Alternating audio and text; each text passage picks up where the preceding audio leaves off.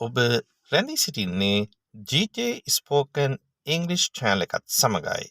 මම ගිහාන් ජයසුන්දර. අද මම ඔයගලන්ට කියලා දෙන්න යන භාවිතය තමයි I'm broke කියන භාවිතය. I'm broke. මම කැඩිලා වගේද ඔයගලන්ට හිතෙන්නේ? හරි, අපි බලමු මොකද්ද I'm broke කියලා කියන්නේ කියලා.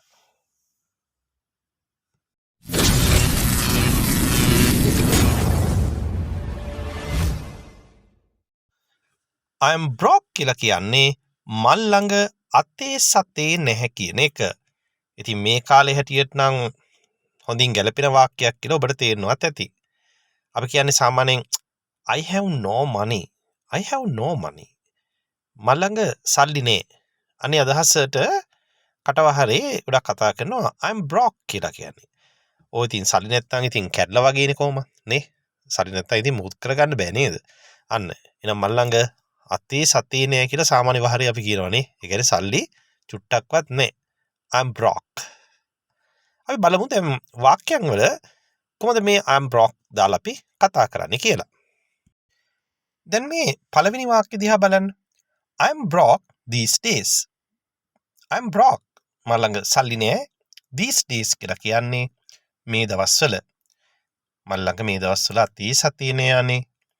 I'm broke these days. ඊළඟ වාක්‍ය බලන්න. I was broke.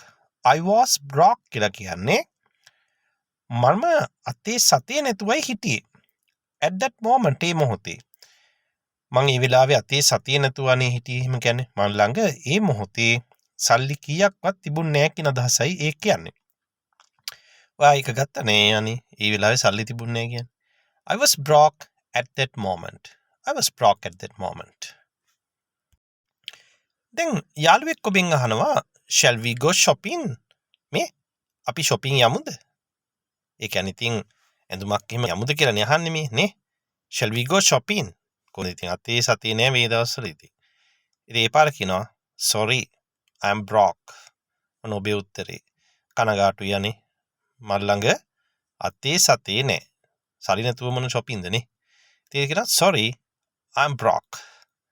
ඉතින් ඔබ අදහස් කරන්නේ sorry I have no money කියන එක. shall we go shopping? shall we go shopping? sorry I'm broke. sorry I'm broke.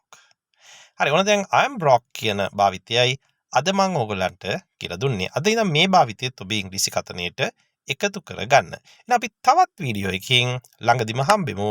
එතෙක් ඔබට සුබ දවසක්.